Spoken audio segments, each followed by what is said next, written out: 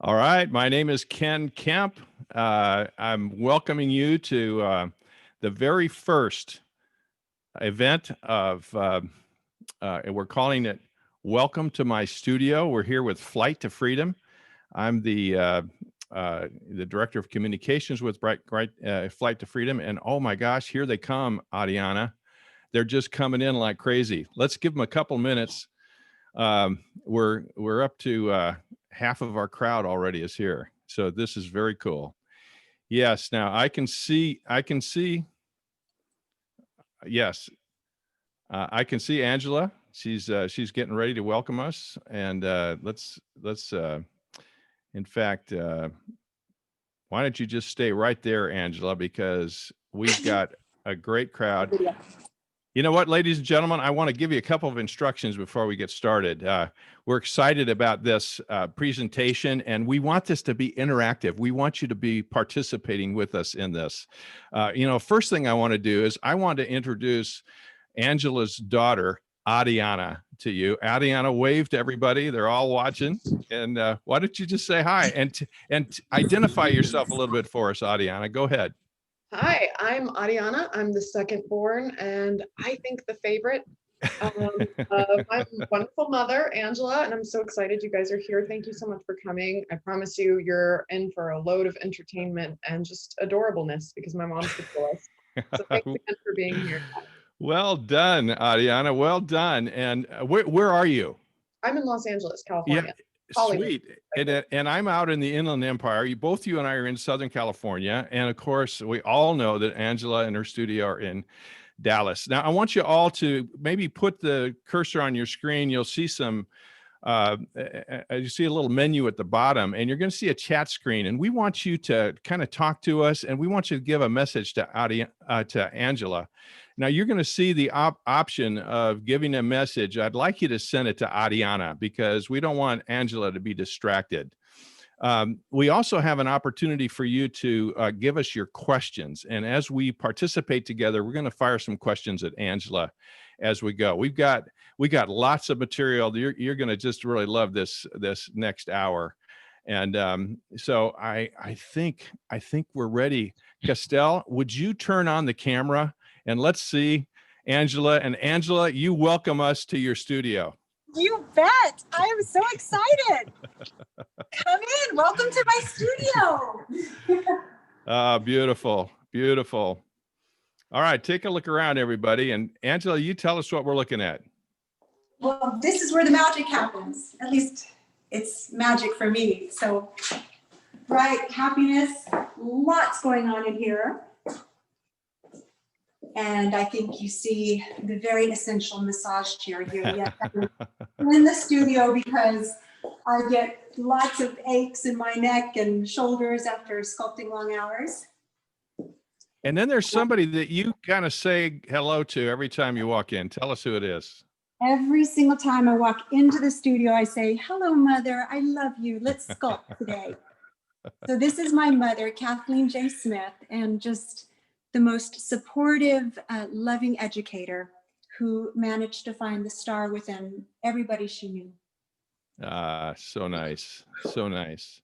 All right, why don't you get yourself comfortable in there, because we're going to get a chance to look around and we want to get a nice close-up look at you, Angela, and I want you to welcome our folks. The numbers just keep rolling in. And it looks like a good number of folks are joining us. In fact, this group has actually exceeded my hopes and my expectations. Some of you know that we have had an annual event, and we call it Art of Freedom, and we've had two fantastic events. We had another one planned for this fall, and then COVID came along, didn't it, Angela? And yes. And now we've had to postpone that. We're pushing it off into the spring, and we want you all to join us there if you're in the Dallas area.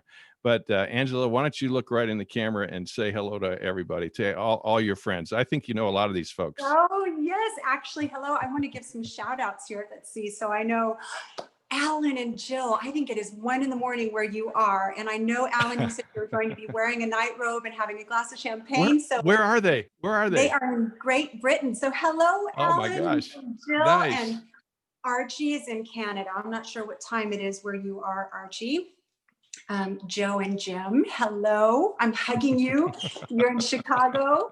And Chris and Phil are in Colorado. We have, oh my goodness, Mark Javier. He's in Wisconsin. Who am I missing? Cousins, brothers, everybody. So all right, hello. we fixed it so Angela didn't get distracted by it, but the comments are coming in like crazy. They're coming in from all over the place. I see Wisconsin and we see all your friends with lots of exclamation points, and everybody's talking about how excited they are to be here. Hey, you know what? We want to take just a really quick poll. It's just appeared on your screen. We just want to know where you are. So would you just real fast, I'm going to hit launch poll, and just go ahead and put a little click mark. Yeah, here they come. Here they come. Oh my gosh, they're all coming in. Wow. Well, I don't know if, yeah, man, we're getting real time. In fact, we got 75% of you have answered. Just a few more. Tell us. We've got Jim in Northern California. Oh, Rick, yeah. Oh, Rick in Naples, Florida. I see that. Well, okay. Well, this will be a little surprise to you, Angela. Almost everybody's answered. 25% are in the Dallas area. And then another 8% are in Texas. And then in the Western US, we have 30% of our people are from the Western United States, got 5% from the Northeast. We got 5% from the Southern states, and then 17% from the Midwest. So we have people tuning in from all across America. And guess what?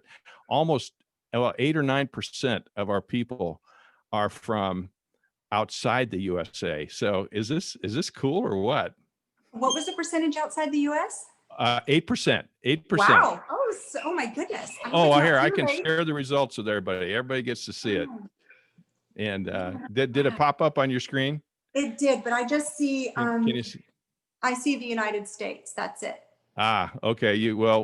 It's not filling your whole screen, but we'll get that for you later, Angela. So let's just talk a little bit about what's going to happen here. We're going to cover 4 topics with Angela today.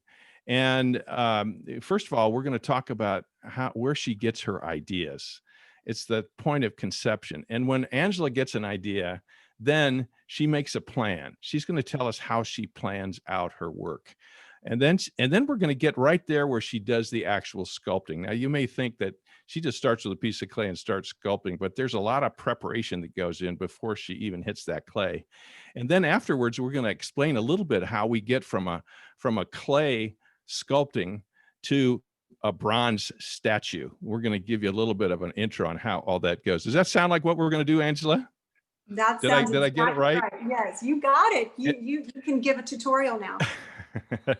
And then, again, feel free to throw those questions in there. I'm so glad I have Adiana. She's watching all this, and we're going to make sure that we download all of these good comments to save for a little bit later.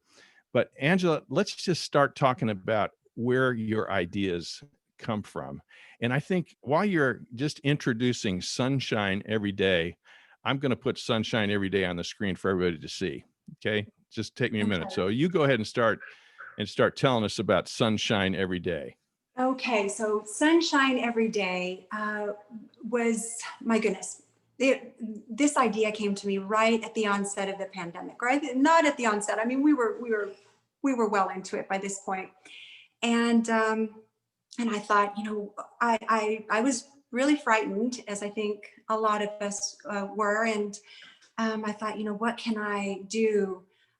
What can I create that could possibly help people feel unafraid when they look at it and reawakened? And oh goodness, what more could I sculpt than an adorable little girl?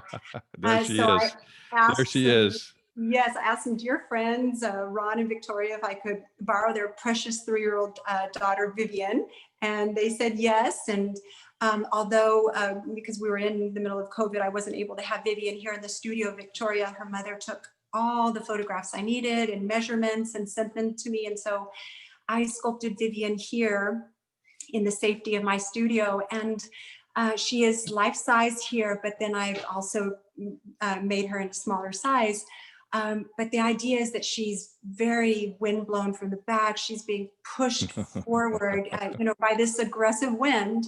But this brave, radiant little girl is just embracing all the glory of the sun, as are the flowers. The sunflowers and the daisies are turning their faces to the sun as well. And I don't know if you can see, she's standing on a rainbow. And that is because after the storm of this pandemic passes, we will see the sunshine again. Yeah, I was going to say, when Angela describes her work, she says, the freedom of spirit is my work's purpose, to uplift and inspire feelings of pure love and joy. And I think Sunshine Every Day just totally captures that. And you know what? I did skip a picture. I wanted you to tell a little bit about how this picture is your first studio. How can that be, Angela? Oh, yes. Okay. So, well, I introduced you to my mother when we came in, and Yes. she just from the very beginning helped me love art. And of course, I think because she felt that it was something I showed a gift for. And so we had this really large pine tree outside of our house in Pennsylvania. And my mother went into this pine tree, parting the branches, and bared the trunk of this pine tree so that the branches would be just above her head and still cascade to the floor around her. And it was such a large pine tree that they would then close, and it formed this little room inside the pine tree. And so this little room was my studio. My mother put a chair, table and little chairs in there, and a shovel. And I was able to dig up the Pennsylvania clay earth and just sculpt all these little creatures and monsters. And That's where it all started. That is where it started. So welcome to my first studio in the pine tree, and then here in Dallas. And then I know that Sunshine Every Day was kind of the beginning of another, maybe your most current inspiration. And we want you to, I want you to just tell everybody where this one came, how the idea for this one was hatched, and what we're looking at here with Bridge of Brotherhood. Right. Okay. So Bridge of Brotherhood. This was right after Sunshine Every Day, when the racial tensions and protests were really running rampant, and they really rattled me. I was trying to understand, what my role could be to try to create a message of positivity and hope for the future. And I thought, my goodness, if I could sculpt something that shows the beauty of the hearts and the minds of our young people, and that the future of this world is in their hands. That's what I wanted to do. And so I came up with this idea of little boys on a bridge that they had constructed themselves. And at first I thought, well, maybe I'd get different boys from as many cultures as possible. But I thought, no, I'll just grab 3 and have one be a little Black boy, another little white boy, and another little Asian boy. So in here you see the little boy in the middle is a Black boy, and to his right, as you're looking at the sculptures, or on his left side is a little white boy, and then the other side an Asian boy. And I did have one model here in the studio, so they're all age 5, but one model did the modeling for the 3, actually for the measurements. His name is Naveed. He lives here in Dallas. And then I had wonderful assistance too of this fantastic intern, Bella, and she helped me because this was a big project. It's life size. Nice. And then the bridge has got a special story behind it too, right? Those sticks and the bridge across from the 2 stones there. Oh, sure. I think you told me that. Yeah, go ahead. What did I tell you? I think you told me that they built that themselves. They built it together. That was their bridge. Did I get that right? Yes, absolutely. That's the idea. So it's meant to look like a bridge that these little boys constructed themselves. And so you can't necessarily see in the photograph, but it's all sculpted out of clay, but the branches look like they're twined together. And then there are little creatures. There's a squirrel and a frog and butterflies and a hummingbird. So That is just awesome. Quite delightful. Now, I'll never forget when I met you, and I'll bet you everybody on this call that has met you personally can tell an Angela story. I've got mine, and I remember you first when you introduced yourself as a sculptor, and I think it's the first time I've ever met anyone who said they're a sculptor. And then you asked me a question. You said, "Ken, do you like realism?" And I thought, well, yes, but you had to kind of explain, and you explained to me that your niche is really realism. How about telling us a little bit about what realism is for you? Right. Okay, good. So these are just some quick examples. This is an abstract sculpture. And can we get the next one up? Yep. There. Yep. Okay. Impressionism. So this is where the artist, of course, it can be painting or sculpture, makes an impression of what they see in nature, but they don't detail it out. Cubism, surrealism, so just far-fetched, like fantasy. And this is realism. This is And not my now sculpture. this is realism. Yeah. Right, a super cool sculpture though. So this is a really wonderful example of realism, and that's what I do. So I do figurative representational realism. Yes, you do. And here's an example of your realism. And we're going to learn a little bit more about this piece right there in your studio. But tell us a little bit about this one. Right. Well, this one in the studio, I actually only have the head. Sorry, Brooke. Brooks, if you're watching, Brooks is my little cousin, and he. There you go. I see Annalisa. So yes, my little cousin modeled for this. So this is a really neat story. Jim, a friend and client, now turned friend in Northern California, contacted me about 2 years ago, believe it or not, and with this, story. He said, Angela, I'm a new empty nester, and I've been doing a landscaping project, and I'm removing a lot of shrubbery. And as I've done this, I have just found one sports ball after another, and I have collected this incredible pyramid of sports balls that just bring back such precious memories of all the fun that my kids had here in the in our home, in our yard. Is there something you could do? So, believe it or not, it took about 2 years to come up with the idea, and here he is. And since Jim didn't specifically want one of his 3 children to be the model, he left it up to me, and I was quite excited to ask my cousin Annalise if I could borrow one of her hilarious, adorable, sports-loving boys. And so for this particular sculpture, I got Brooks, and he's age 6 here. So Brooks came here to the studio. I measured him, we worked together, and this is life size of him bounding forward on this ball. Yes, he is. All right. Well, as your host, I just had a panic attack. I thought, oh man, I forgot to hit the record button. So I had to go out a little bit, and thank you, Lord.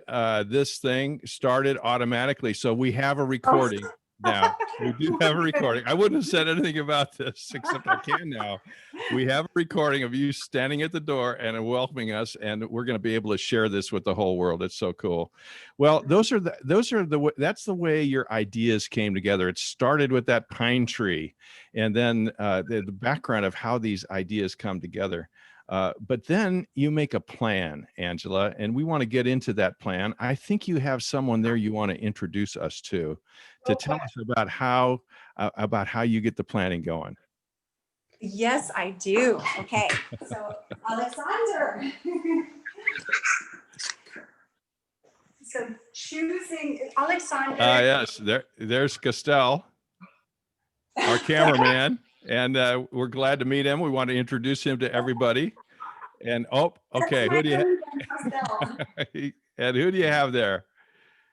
This is Alexander Stotland, and he has worked with me in the studio. He's very much an artist himself, which is fantastic. So we have really great communication in here. He's also helped me out by modeling. So one of the sculptures I did was of a boy, the same age as Alexander, but it was a commissioned sculpture, and that little boy lives in Bend, Oregon, so I couldn't have him here. So Alexander modeled for him because he's essentially the same size. So when I have my composition in mind, I know the model I'm going to use, and of course the pose he's going to be in, I start with a lot of measurements. So these are calipers.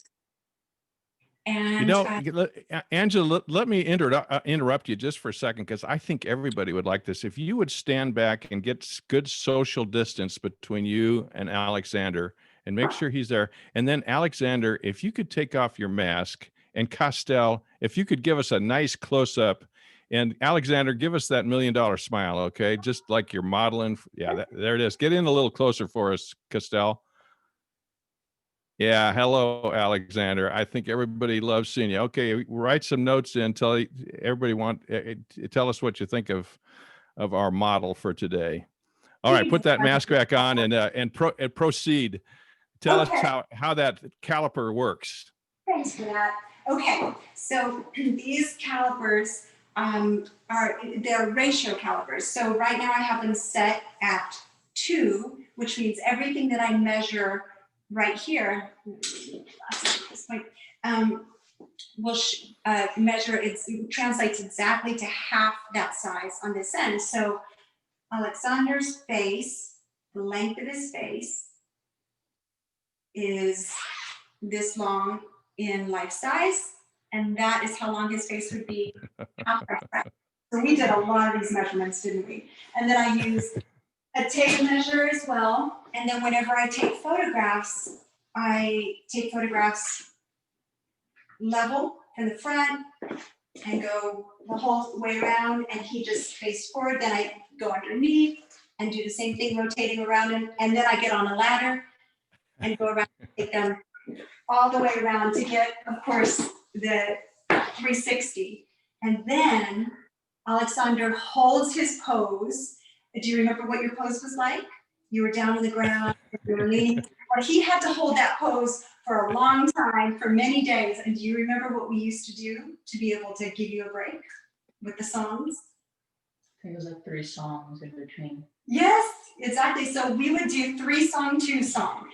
I got to sculpt for 3 songs, and then Alexander got to rest for 2 songs. And then I would sculpt for 3 songs, and he would rest for 2 songs.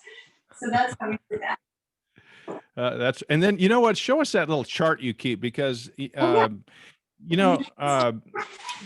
Angela, when I look at your stuff, I go, oh my gosh, those perspectives are absolutely perfect. And I kind of had this idea that it just sort of happens because you're this natural artist, which you are, but there's more to it than that. And get nice and close so people can at least see your notes on how you do measurements for the pieces that you do. Can you get a little closer for us, Castell? And So we can see that. these are measurements of a little boy, Kellen, who was 7 at the time. And right here, so for example, when I measured, I did sculpt him life size. So I measured the length of his face, and then I took the points of my caliper, put him here, and draw a line in between. And this is another measurement of his head that I like to take. Some of the most important points of reference for me are the distance of the clavicle to the belly button, the width of the shoulders, the belly button to the crotch, and crotch to knee to the floor. But you see there are a lot of measurements here. Wow. Okay, why don't you get comfortable again, and I'm going to put up a couple of pictures of some more models that you use. Adiana, have we got any questions? Did anybody put a question in? All right, actually. good. Why don't you put the question out there, and I think Angela can hear us. Go ahead.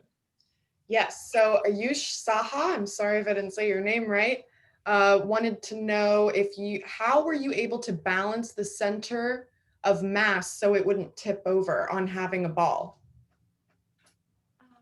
Oh my goodness. Okay, who asked that question? Ayush Saha. Oh, Ayush. Okay, hi, Ayush. I think we need to turn it around so it's facing. Okay, there we go.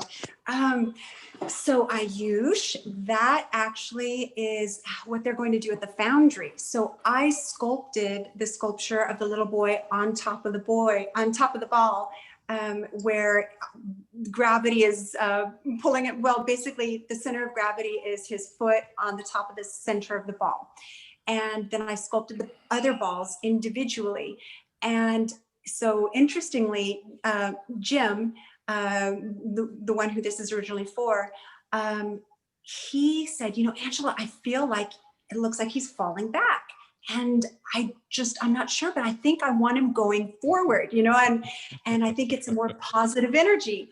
And so I got into Photoshop and I said, you know what we can do at the Foundry? We can cast him as he is and rotate him forward. He'll be structurally reinforced inside, no problem at all. And honestly, I think it's a much better sculpture this way. I love it. I love the energy. I think it's much more positive. It shows this boy bounding forth. Oops, what happened? Yeah, good. So, no, that's awesome. That's awesome. And we've got some more sketches to show too, which kind of illustrates some of what we're talking about. So why don't you tell us about these sketches, Angela? Yes. So here we have original sketches that I did for some ideas to propose to clients. The bottom right is Joyful Empowerment, for originally commissioned for Texas Christian University. And upon approving the sketch, then I developed the piece. And to the left, you see a ship that I did for a shopping center in Oxnard, California. And it does have 2 life-size children on it, and it's in the center of a fountain. So these were the designs that I sent to the developers, or in the case of the girl on the globe, to the university, and got their approval before starting the piece. I love that little girl on top of the world. There you go. There's the ship. And here's the ship and the drawing right next to a coffee bean. That is huge. The thing is huge. It is. It is. I actually, oh, okay. And then here we go. This is called Whirlwind. And whenever I do a sculpture that is a composition that I'm wanting to create, it's because it's an idea I have versus a commission, I choose the model. And in this case, I chose Kaya and Annabelle, 2 little 7-year-old girls. And you can see they were in the front yard twirling, and I took a lot of pictures, and I think we got their energy. Yeah, you got, I mean, the hair, just the body position, and all that, just it's amazing. So when you pick a model, I like the way you put this on this slide. You're looking for a model who conveys the feeling that you're trying to convey. Definitely. Yes, definitely. And I guess I'll tell you more about that in a little while when we look at another sculpture. But sometimes I have a concept in my mind, sort of like sunshine every day, and I don't know who the model is going to be, but then maybe see somebody or think of somebody I've known before or have seen, and try to get that. It's almost always a child, get that child to be my model. And you capture it. Well, here's that scene, and wow. Beautiful. Beautiful. Thank you. Yeah, and I love this yes. one too. Tell about this one. Here we have Noah, and you know what? I saw that appear on my screen. That was Glenda. Oh my gosh, my heart is melting. She said that she has whirlwind in her garden. She does in Hawaii. Hello, Glenda. Oh my goodness. So yes, this is Loving Learning, and this is Noah and Kiara, and their father actually wanted me to do this sculpture as a surprise for his wife. But then whenever they learned how lengthy the process really is, they decided, no, it's a good enough gift to have it not be a surprise. We'll let her be a part of it. So this was neat. The 2 kids were homeschooled, so they were able to be in my studio pretty much every day through the process. It was great. Wow. Yeah. Oh, and look at that face. Yeah. Look at that face. So this is Guardians of the Nest, and this is Luca. So his grandparents commissioned me to sculpt their 5 grandchildren, life size. He's one of the 5, and it's such a beautiful. That I think that's really the best part of what I do, is getting to know my subjects. And I have found that it's so important not only to get to know them, but to have the opportunity to fall in love with them as well. Because then that way I'm able to sculpt their inner beauty through their outer beauty. And I went to Bend, where Luca lives, and stayed with his grandparents and got to know him and his sister. Those were the two I was sculpting there. And I was so just mesmerized and it just breathtaking by how loving and Luca is with his mentally disabled aunt who lives there. He's just a natural caretaker. He does so much with her and just in the most giving, selfless way. And I thought, my gosh, okay, that's the way I've got to sculpt Luca. So I will have Luca as a guardian. And so here we have Luca with his dog. Yes, he's the guardian of the dog, who's the guardian of the nest. The nest. Yes. So he's teaching his dog to be as caring as he is. That's so sweet. And interesting, I do want to say this is the sculpture Alexander modeled for to help me out. So I don't know if you remember this, Sandra. Perfect. Yeah. We got to meet him. All right, Adiana, have you got any more questions for us? Yes. So I've had a question from an anonymous attendee asking, what kind of clay do you use? And do you ever use solvents? Do I use solvents? And what sort of clay are you using? Oh, okay. I use plastilina, so oil-based clay. And the only time I use any kind of solvent is whenever I'm trying to smooth out a piece. So sometimes I'll just use baby oil, which is not a solvent, and that does the trick. But other times I do use mineral spirits and get that nice smooth surface. And I think that, go ahead, Adiana. Sorry.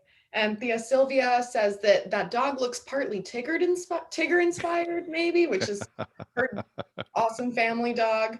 And then Dan and Sunny are saying hello, and that, you know, they have joyful empowerment and they love it, and they want to put forward their idea of a child flying, a sculpture of a child flying, and they're sending you some photos of their great grandson. Yes, an idea. Everybody's really excited. Sweet. That's fantastic. Oh, Sweet. you know I'd love to sculpt that. And you've also got compliments from Jan Reagan on how clean your studio is. Thank you, Jan. Thank you very much. Jan actually has a really cool tool that I use as well. And since I'm so organized, I might be able to find it and show you where it is. He's a sculptor and he manufactures his own tool. Oh, nice. Nice. And I know that the clay is pretty hard, and you gotta, don't you warm it up, Angela? Is that how it works? I do. I have some clay warmers, and I can take you over there if we're ready for that. Oh, you gotta tell this story. You caught this guy airborne. Yes. So and tell everybody who this is. This is my son, Federico, who has definitely been a model for me over the years. Although I will say, as he's 19 now, and I think the house would break if he were to try to leap from his bed to the beanbag now. That's so good. Well, okay, so we've gone from the ideas where ideas are conceived, and then we've talked a little bit about all the planning that's involved in getting going. And now let's talk about the sculpting. And so let's take a look at some of the things you're working on right now, right there in the studio. Okay, sounds great. Yeah. All right. So I love these comments coming through. How about you, Adiana? They're amazing. I can see them. And we didn't think that Angela was going to see them because we thought, oh no, she'll just get so distracted. But she's doing a fantastic job, even though she's watching all these wonderful comments come through. It's actually really fun. It's not distracting at all. It's very encouraging. No, you're doing great. Real quick, Kathy Holman says you should do a little boy in a Superman costume flying. Kathy, you wouldn't believe it. She has it. It's called I Am Superman. It's a little boy in a Superman suit. And it's the best thing in the world. There you go. Awesome. All right, go ahead, Angela.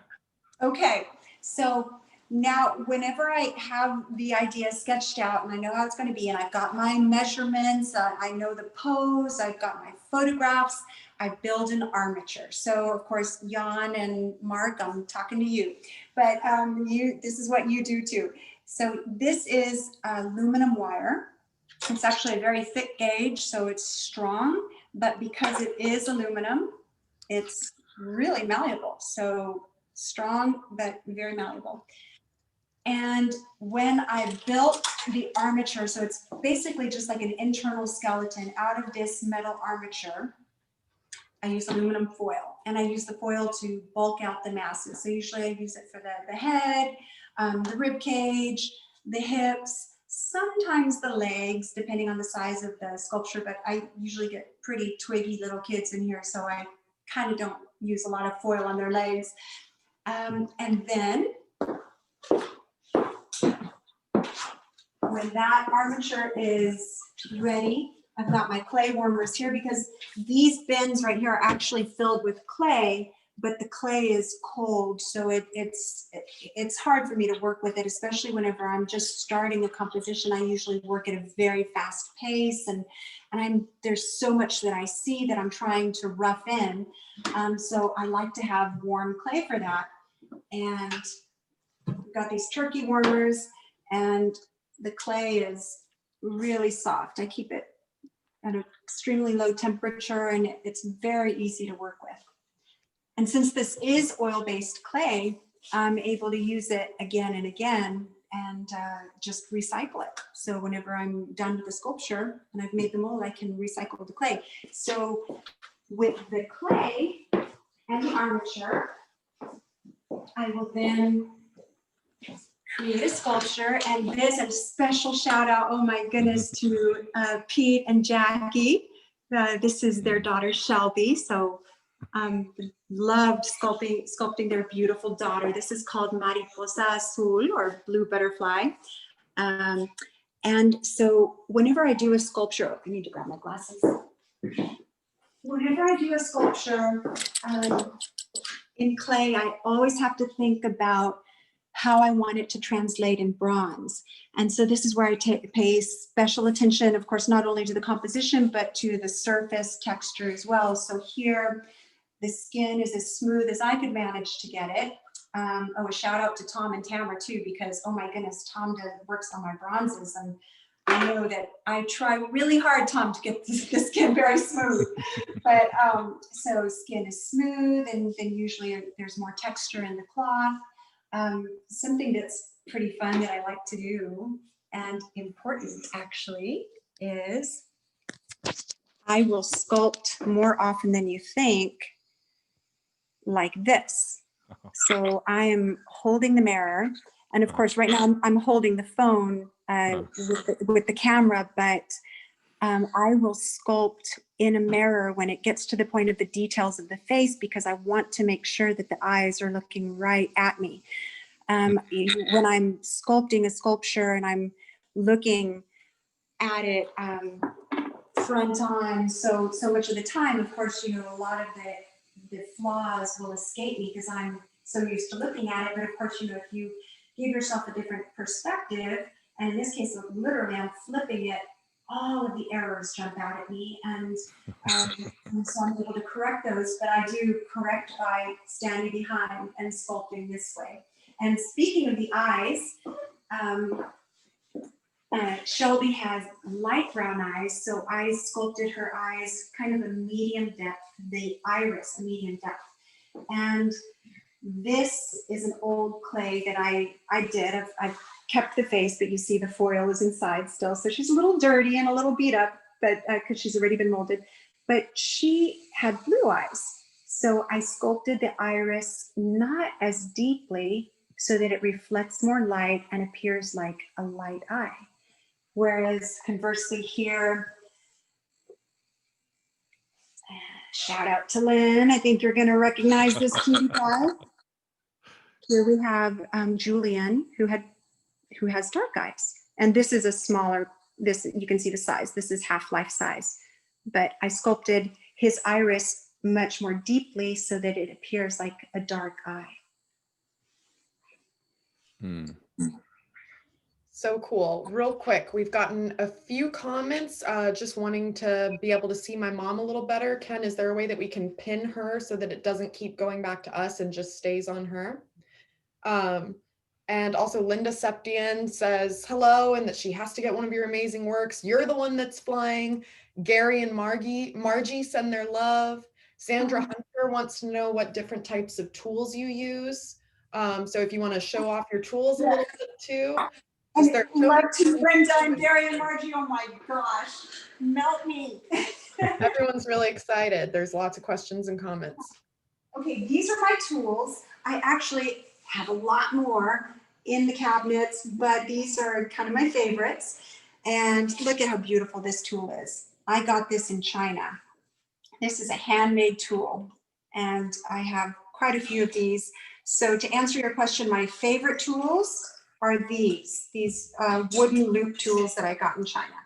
So I'm not sure how we can find them here, but next best would be tools that I get at Sculpture Depot in Loveland, Colorado. They've got fantastic tools there, and I really like the wooden handle loop tools.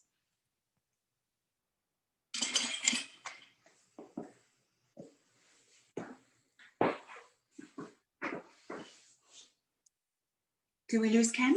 Nice. No, I'm here. Okay, so we're ready.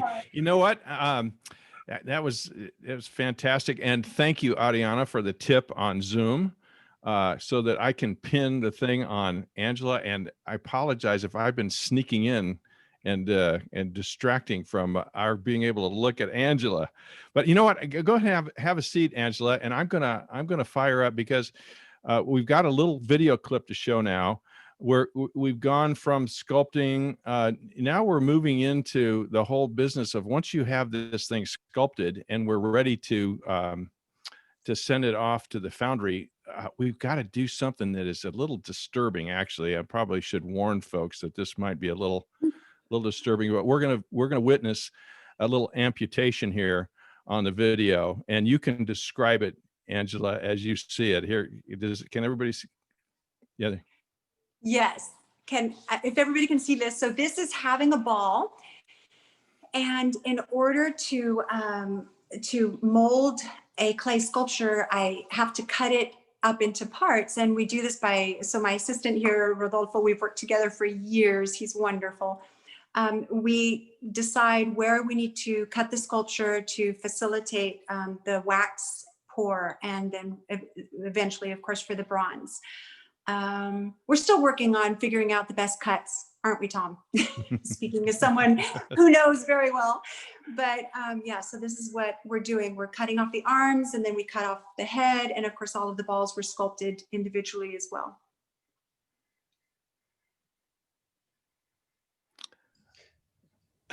So do we have time for a quick question? Yes, we do. Megan Soustad wants to know, did you sculpt the large boat in your studio as well? And how was that transported?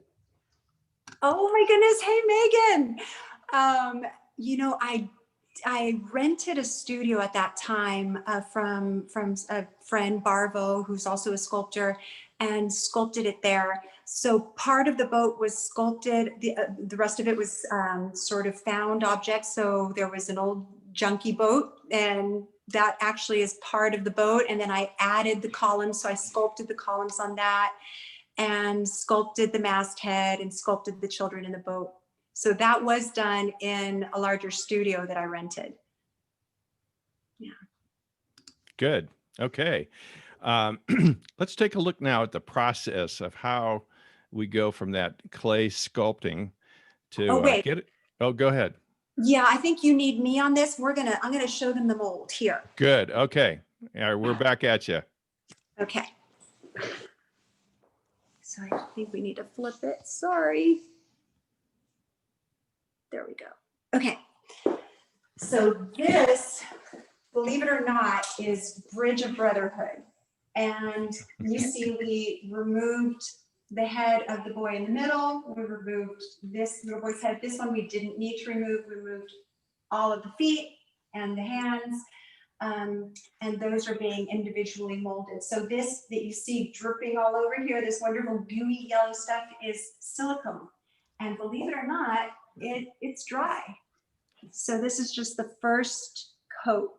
And I want to show you something really precious. So down here, I think you can see the feet to the squirrel that we removed to be molded. I have to say that my wonderful intern, Bella Baird, sculpted that swirl. And she also sculpted the frog, which is not here because it's just the leg, but she's a Oh, there we really go.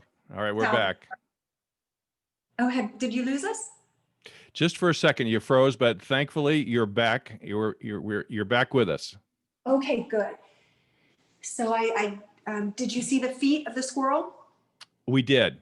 Yes. Okay, perfect. Okay, so now this is just the first coat of silicone on the Bridge of Brotherhood. And in fact, if you can just see the difference in scale, of course, half life size here, and then the life size Bridge of Brotherhood.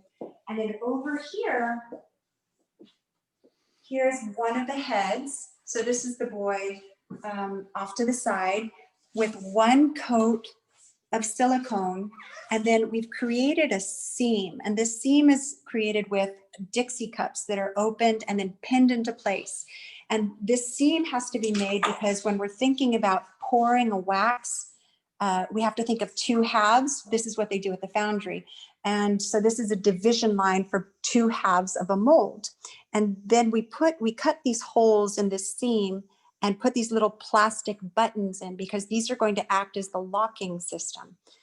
So here is the other head, the one in the middle, with the seam and the buttons inside, but with a second coat of silicone. So first and then next, and then right over here. And then, all of these are some of the different parts of the branches we've had to cut off. I can recognize the squirrel there. Here's the frog. So they're all being individually molded. And right here, we have the mother mold. So you see the silicone mold.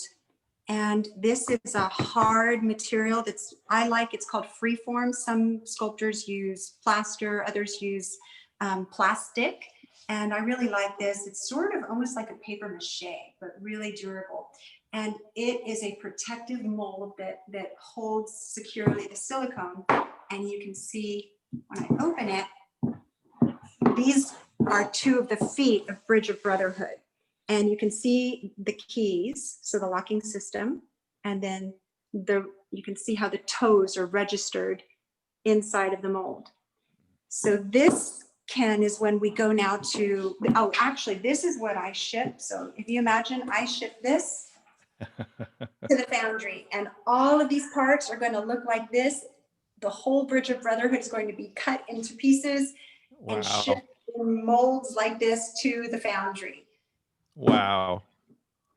All right, let's go ahead and move to some pictures now that you can describe tell us what's going on here. And there we go.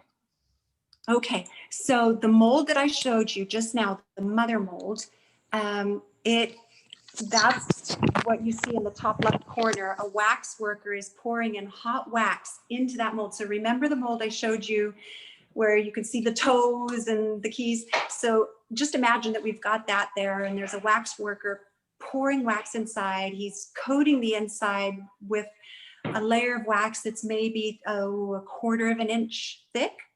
And then when the wax cools, he opens the mold and releases that hollow wax sculptured part. Mm. And then that hollow wax sculpture part, so imagine the hollow wax feet, get dipped into a large bin of liquid plaster, quickly from there into a bin of glass powder.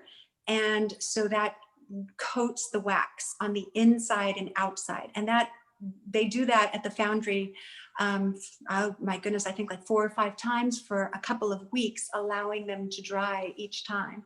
And so you see those, they're hanging and drying in the picture on the right. Mm. And then they're called shells. So the plaster glass molds that are now encasing a wax part. Those shells are put into a large kiln, and the wax is melted out and replaced with molten bronze. So you can see a foundry worker there with some hot molten bronze pouring it into these, to the shells. It cools, they break off the shell, chisel it off, and now you have a very rough, hollow bronze sculpture part. And then those parts are welded together. The welding seams are. That's an art in itself, isn't it? I mean, that the horse looks like he needs some work. Yeah, oh, for sure. My goodness, it's a wonder what they do at the foundry. And this is called metal chasing. So, I just, my hat's off to them. My goodness, it's a real difficult job, and I rely on them tremendously to get good quality. So those seams then are welded or buffed away. And then the sculpture is sandblasted to clean it of all of its surface impurities. And then we go to the next step, which is the patina. And so the patina is a real fine art. This is something that sometimes I'll go and participate in, but usually it's done by a very masterful patineur at the foundry. And a dear friend of mine who is a master patineur, Xochitl, she and I worked together for about 7 years to develop what I like to think of as my signature patina. And I was really wanting something very, buttery and soft like our children. And so we came up with this formula for patinas that give them this real wonderful effect. And it can be, a variation of skin tones, dark to light. Nice. Now, I think, yes, we're here now. And I'm going to take it off. I'm going to stop share just for a second because there you are. I can't see you though, Angela. Where are you? There you are. Nice. This has been amazing, and I'm so impressed because we've delivered so much, and the time is going fast. We've got a little bit of time left. We're actually doing quite well, but we've gone through the 4 steps now. But there's one more thing we want to talk about, and that is the inspiring story and some of the stories and some of the challenges that you face as an artist. And let me know when you want me to put Lift Her with Butterflies on the screen. Oh, go. This is great. Do it right now? Sure, Good. please. Thank you. All right, good. Okay, here she is. Lift Her with Butterflies is a sculpture that I created when I was going through a very difficult time in my life about 7 years ago. And I called a friend who was wanting me to sculpt her granddaughter with their dog. And I called her and I said, Susan, I've had this dream of this little girl being just uplifted by this kaleidoscope of butterflies. Would you be okay if I sculpted Macy that way instead? And she said, absolutely. So I went to the studio and was actually in the middle of a commission at the time, but my heart was just so drawn to developing this incredible little girl who I'd had in my dream. And so I sculpted her life size. So I was on the top of a ladder a lot of the time and just kept sculpting these butterflies underneath her and added more and more. And I just couldn't make myself stop. And I've counted them a number of times, but have lost my place each time I try to mark it with duct tape. Like, okay, but they're all over the place. And there are either 276 or 277 butterflies. And I like to think of them as my support system, who really carried me through such a difficult time. And, so that's who I see this little girl as, all of us who have been through a hard time, but have a wonderful support team. Sweet. All right. This one has a story too. Yes. So, I like, not all of my sculptures are approved off the bat. And so Gina Grant, the founder and CEO of Women That Soar, gave me a challenge. She wanted me to sculpt the trophy which is a tremendous honor for the Women That Soar Awards program. And it's sort of like the Academy Awards, but it's an awards program for extraordinary women. And so I thought, okay, this is great. And of course, we've talked about, realism, and that I'm a realist, representational, figurative artist. And so, of course, the sketch that I did, even though I knew in my heart it was going to be a no-go, the original one I submitted to her is on the left.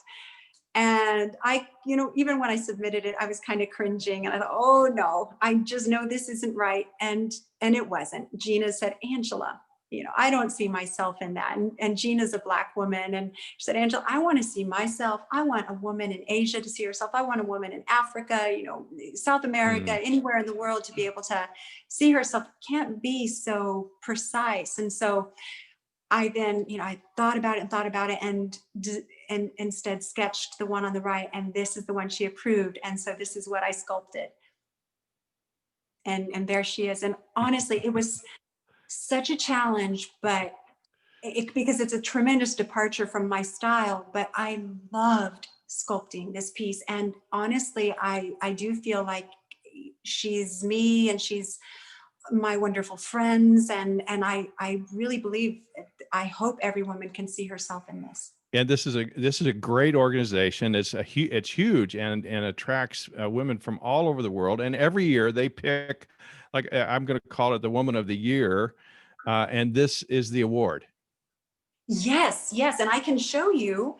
I can put it on my screen. Yeah. Yes. Yeah. Okay. I'll stop sharing. Yeah.